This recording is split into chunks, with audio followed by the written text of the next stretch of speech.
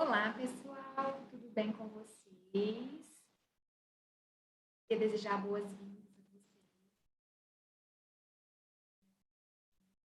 Planejamento estratégico para grupos teatrais.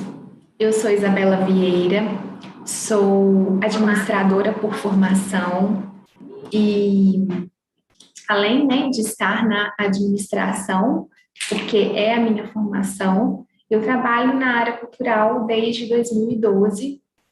Mais propriamente, assim, eu comecei mesmo em 2007, né, a ter esse contato com a área cultural. Mas, realmente, como forma de trabalho, realmente foi em 2012 que eu iniciei esse trabalho. E a minha formação, então, como eu disse, acadêmica, é em administração de empresas. Eu fiz o meu trabalho de conclusão de curso de planejamento estratégico para grupos teatrais. E posteriormente fiz o mestrado, concluí agora em meados de 2021, e o mestrado voltado para a parte também de gestão estratégica, e aí nós utilizamos um modelo chamado Canvas, que é um modelo de negócios, assim como se diz no ramo da administração, e eu trabalho com a parte da produção cultural desde 2012, propriamente sendo produtora cultural da Trupe Ventania de Teatro, que é um grupo de teatro do interior de Minas Gerais, da cidade de Passos, Alpinópolis, no interior de Minas. Também sou produtora do Festival Nacional de Teatro de Passos, que acontece desde 2017, e é um dos nossos maiores eventos aqui a parte mesmo cultural da cidade. E também com o Festival da Criança no Teatro, que é um festival voltado para o público infantil. Além de diversas outras iniciativas que a gente desenvolve ao longo do tempo aqui na cidade, mas propriamente esses são assim, os maiores pontos desse meu trabalho. Vou colocar um fone aqui para ficar um pouco melhor. Fica mais limpo o áudio, apesar da imagem não ficar tão limpa, né? Então, eu queria desejar boas-vindas para vocês, dizer, né, que falar sobre planejamento estratégico, sobre gestão, sobre a parte administrativa para os grupos é algo desafiador, porque a gente sempre encontra dificuldades, né, nesse sentido, visto que geralmente os artistas não têm essa familiaridade com esses temas, que são temas mais burocráticos, mais chatos, mas a gente sabe o quanto que são temas necessários quando a gente está falando sobre gestão, quando a gente está falando, enfim, né, sobre tudo que envolve ter um grupo teatral, certo? Então, vou continuar aqui, passar os slides, depois vou trazer alguns trechos também para a gente comentar. Então, no primeiro momento, nós vamos falar hoje sobre o que é gestão cultural. Quando a gente fala sobre, né, gestão cultural, a gente sempre entra num paradoxo, né? O que seria esse paradoxo? Seria esse caráter subjetivo da arte versus esse caráter objetivo da gestão e da administração. Então, por um lado, nós temos artistas, são pessoas que desenvolvem algum tipo de atividade artística, e nesse caso específico nós estamos falando dos grupos teatrais, que desenvolvem os trabalhos na área do fazer teatral. E, por outro lado, nós temos a parte objetiva da administração, da gestão, que lida com as divisões de tarefas, com as atividades que fazem um grupo existir, mesmo que esse grupo não, mesmo que essas atividades não estejam ligadas à questão artística. Né? Acho que isso é muito importante de dizer, porque por mais que às vezes um grupo seja um grupo que tenha uma extrema qualidade artística, se ele não tiver bem elaborado a sua parte de gestão, a sua parte de administração, é muito possível que esse grupo não consiga alavancar os seus trabalhos.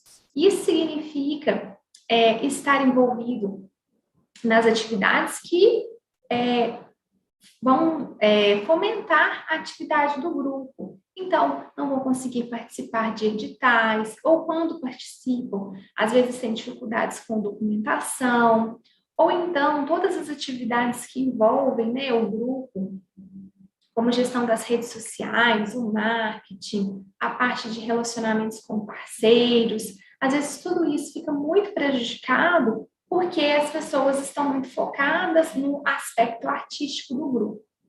E se não for olhada essa questão da gestão, da administração, dessas tarefas que são mais burocráticas, a gente não consegue trabalhar em conjunto.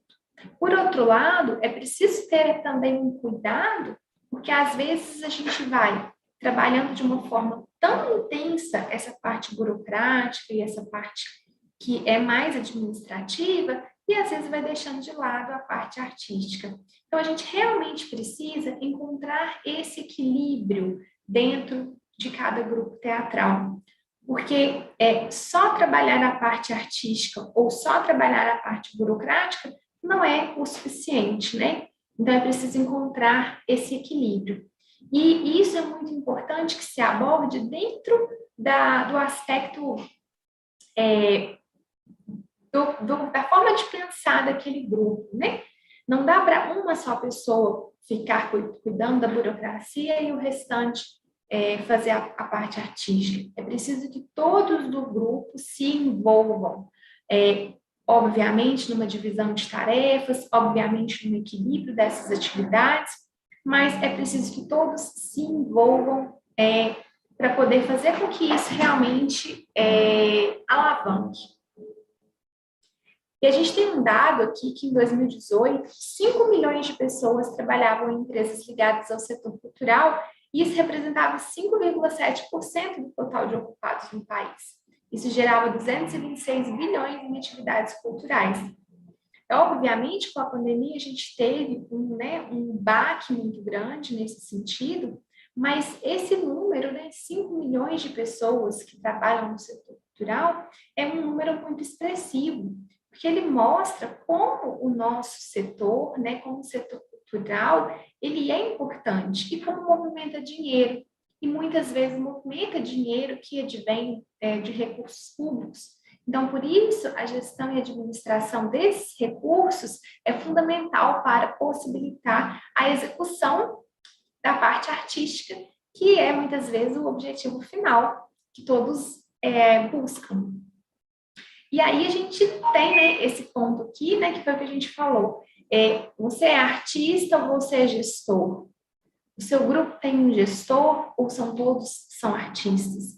Ou a gente vai chegar naquele ponto, como eu disse, em que cada um vai ter ali a sua parcela, vai poder trabalhar na parte artística, mas vai assumir um ponto da parte de gestão, de administração.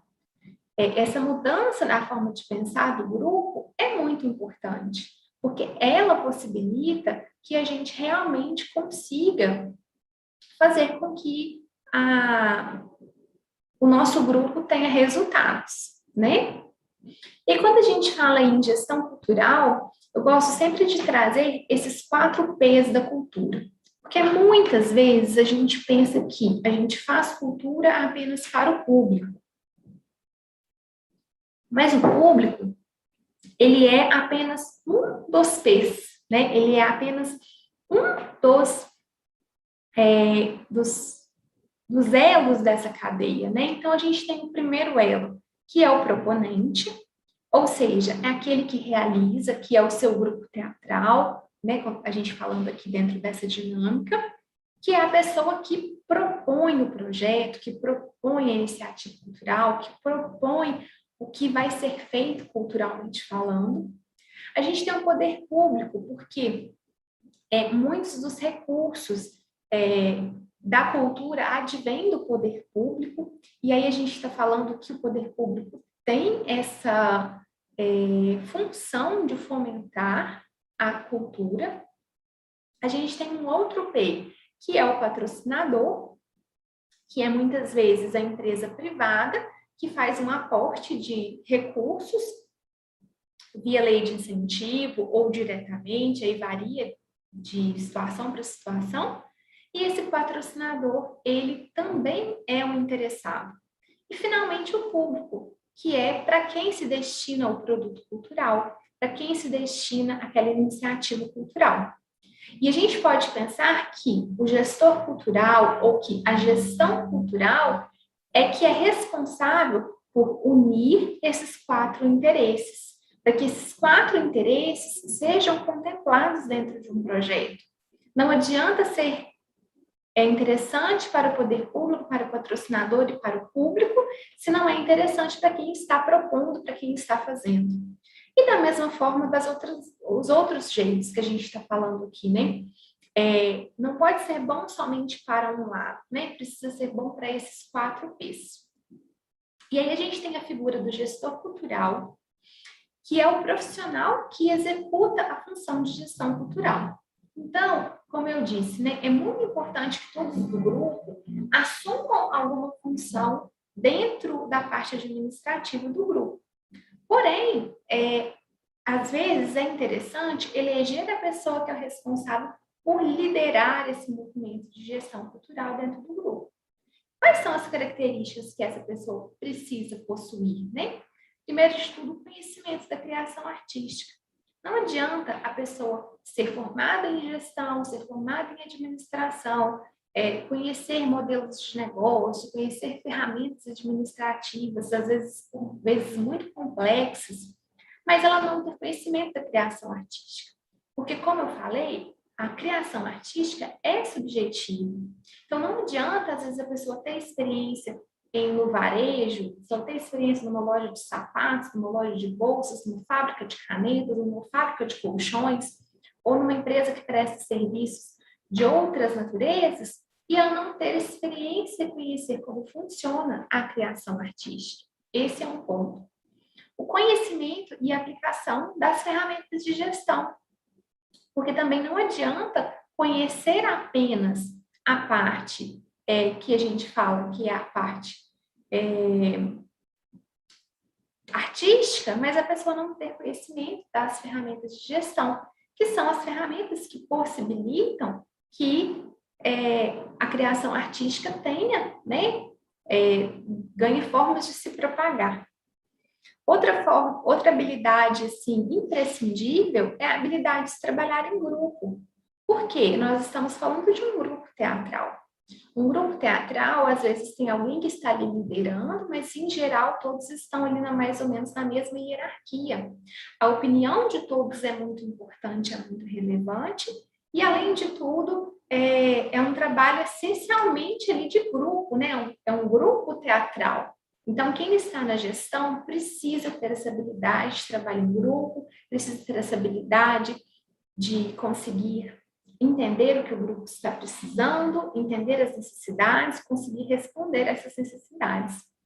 E, finalmente, ser uma pessoa proativa, que tem capacidade de trocar as informações, que consegue andar nesses 4 P's, né? Que consegue se intercomunicar com esses 4 P's.